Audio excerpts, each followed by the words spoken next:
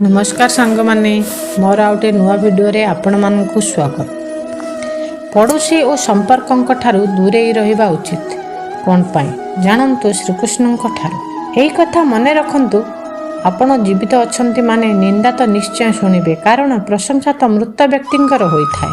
मनीष बंचिबा बेले ताकू समस्ते सबु बेले ईर्ष्या करिथांती, काहेकि ना समस्ते चाहंती कि मु भी केमिति ऊपर को उठिबी, मु भी केमिति भलरे रहिबी, समस्तଙ୍କ ଠାରୁ मु भी उच्चरे रहिबी। एही भावना मनीष मनरे सबु बेले रही थाए।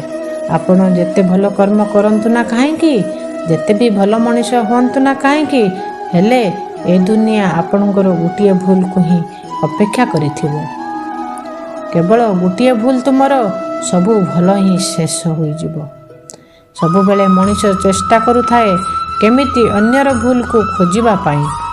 अन्यर भूल देखिबारे निज जीवन एमिति बिताई देई थाए, केबे भी निजको परिवर्तन करिबा पाई से भाबी न थाए।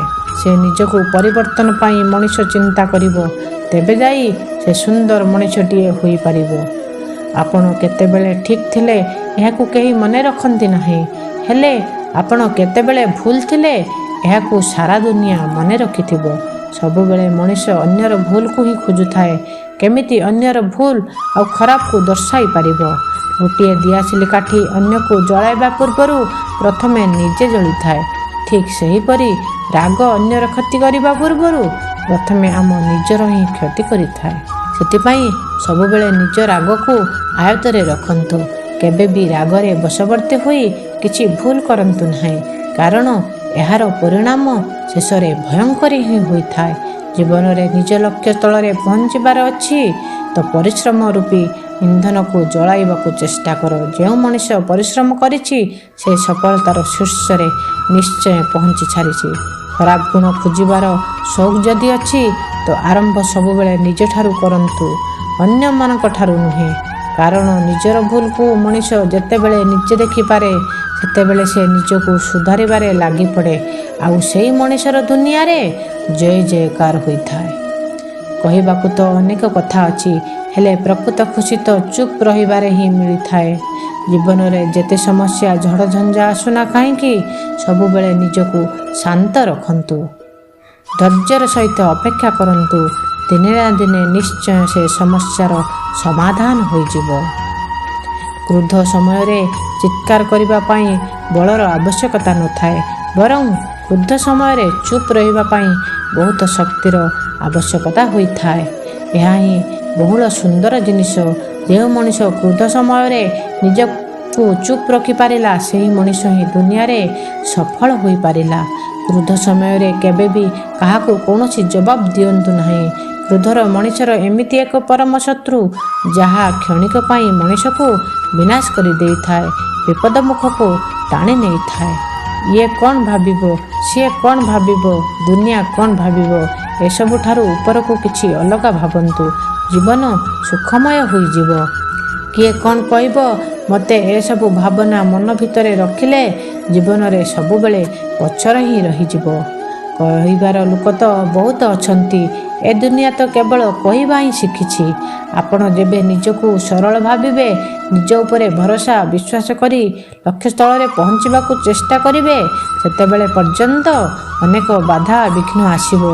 अनेक लोक बहुत कथा कहिबे, से सबको जेबे न शुणी परिश्रम करी निजको लक्ष्य स्थल रे पहुँचाइबाकू चेष्टा जारी रखिबो, ताहेले जाई आपण ए दुनिया रे निश्चित रूपे सफल होई पारिबे।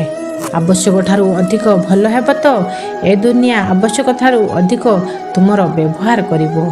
सबु बेले मनीष चाहे कि अन्यर व्यवहार करबाकू, काहेकि केजाणी ए मिछ माया संसार रे सबु बेले मनीष निजर स्वार्थ पाई घुरी बुलु थाए, आउ सेही स्वार्थ पाई सबु बेले से अन्य को व्यवहार करिथाए। जीवन रे भरोसा ता उपरे करो जे तुमर एही तीनोटी कथा जानि पारुथिबो।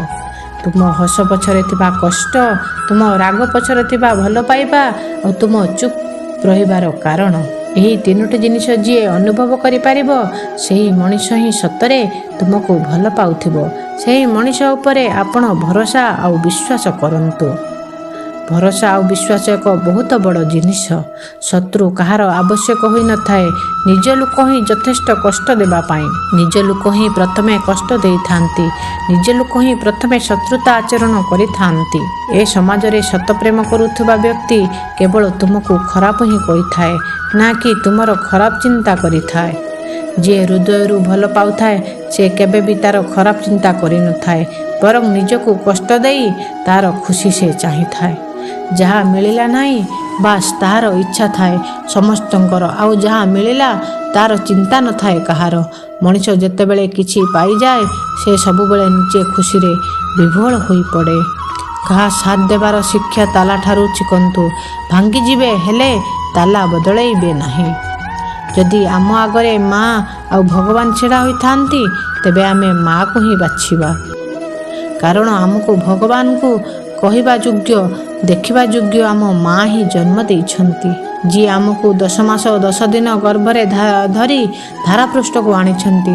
ଆମକୁ କହିବା ପାଇଁ ସେ ହିଁ ଶିଖାଇଛନ୍ତି, ଚାଲିବା ସେ ହିଁ ଶିଖାଇଛନ୍ତି। ଯିଏ ମା। ଗଛରୁ ପଡ଼ୁଥିବା ପତ୍ର ବି ଆମକୁ ବହୁତ ବଡ଼ ଶିକ୍ଷା ଦେଇଥାଏ। ଯଦି ଜୀବନରେ ବୋଝ ହୋଇଯିବ ତେବେ ନିଜ ଲୋକ ହିଁ ତଳେ ପକାଇ ଦେବେ। ଏହା ହିଁ ସମାଜର ବର୍ତ୍ତମାନର ନିୟମ ଆଉ ବାସ୍ତବିକତା। ଏ ସଂସାରରେ ସବୁଠାରୁ ବଡ଼ ସମ୍ପତ୍ତି ହେଉଛି ନିଜର ବୁଦ୍ଧି, ସବୁଠାରୁ ବଡ଼ ଅସ୍ତ୍ର ହେଉଛି ଧୈର୍ଯ୍ୟ, ସବୁଠାରୁ ବଡ଼ ସୁରକ୍ଷା ହେଉଛି ବିଶ୍ୱାସ, ଆଉ ସବୁଠାରୁ ବଡ଼ ଔଷଧ ହେଉଛି ହସ। ଆଶ୍ଚର୍ଯ୍ୟର କଥା ଯେ ଏସବୁ ବିନା ମୂଲ୍ୟରେ ହିଁ ମିଳିଯାଇଥାଏ। ଏ ସ୍ୱାର୍ଥପର ଦୁନିଆରେ ତ ଦବା ନବାରେ ମିଛ ମାୟାରେ ସମ୍ପର୍କ ଚାଲିଛି। ସେହି ଲୋକମାନଙ୍କ ଉପରେ କେବେ ବି ଧ୍ୟାନ ଦିଅନ୍ତୁ ନାହିଁ ଯେଉଁମାନେ ତୁମ ପିଠି ପଛରେ ତୁମ ସମାଲୋଚନା କରୁଛନ୍ତି।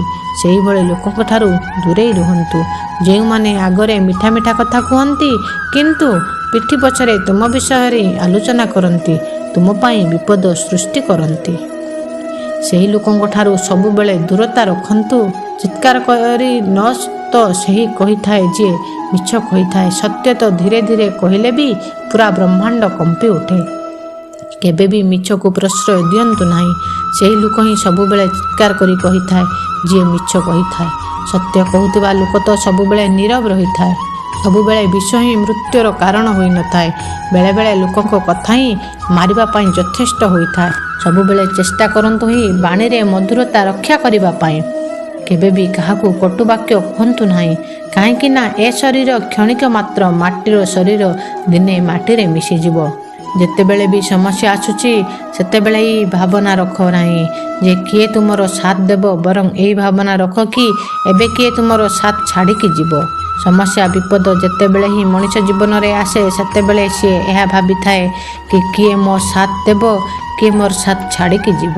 ଭଗବାନଙ୍କ ପାଖକୁ ନିଃସ୍ୱାର୍ଥ ଭାବରେ ଯାଆନ୍ତୁ, କାରଣ ଆପଣଙ୍କର କ'ଣ ଦରକାର ଏହା ଭଗବାନ ଆଗରୁ ଜାଣିଥାନ୍ତି। ଭଗବାନଙ୍କୁ ମାଗିବାର କିଛି ଆବଶ୍ୟକ ହିଁ ପଡ଼େ ନାହିଁ। ଯେତେବେଳେ ସେହି ଭଗବାନ ଆମକୁ ଏତେ ବଡ଼ କରିଛନ୍ତି, ଏ ଦୁନିଆର ଧରାପୃଷ୍ଠକୁ ଆଣିଛନ୍ତି, ସେ ହିଁ ଜାଣିଛନ୍ତି ଆମର କ'ଣ ଦରକାର। ଯେଉଁ 4 ଜଣଙ୍କ ପାଖରେ ବସି ତୁମେ ଅନ୍ୟର ଆଲୋଚନା କରୁଛ, ବିଶ୍ୱାସ କର ତୁମେ ସେଠାରୁ ଆସିବା ମାତ୍ରେ ସେହି ଲୋକ ତୁମର ଆଲୋଚନା କରିବା ଆରମ୍ଭ କରିଦେବେ। ଏହା ସତ୍ୟ। ଆଜିର ଦୁନିଆର ଜୀବନରେ କେବେ ବି କାହାର ଯଦି ଭଲ କରିପାରୁନାହାନ୍ତି ତେବେ ଅନ୍ୟ କାହାର ଖରାପ ଚିନ୍ତା କେବେ ବି କର ନାହିଁ। କାହିଁକି ନା ଏ କଥା କେହି ନ ଶୁଣିଲେ ବି ଭଗବାନ ଶୁଣିଥାନ୍ତି। ମଣିଷ ହିଁ ମଣିଷର ରାସ୍ତାକୁ ରୋକିଥାଏ। ବିଲେଇ ତ ଏମିତି ବଦନାମ ହୋଇଯାଇଥାଏ। ସବୁବେଳେ ଚେଷ୍ଟା କରନ୍ତୁ ଜଣେ ଭଲ ମଣିଷ ହୋଇ ବଞ୍ଚିବାକୁ, କାରଣ ଖରାପ ହୋଇ ଆଜି ପର୍ଯ୍ୟନ୍ତ କେବେ ବି କାହାର କିଛି ଭଲ ହୋଇନାହିଁ। ରହିଲି, ନମସ୍କାର। ଭିଡ଼ିଓଟି ଭଲ ଲାଗିଲେ ଲାଇକ୍ କରିବେ, ସେୟାର କରିବେ ଏବଂ ସବସ୍କ୍ରାଇବ୍ କରିବେ। ଜୟ ଜଗନ୍ନାଥ।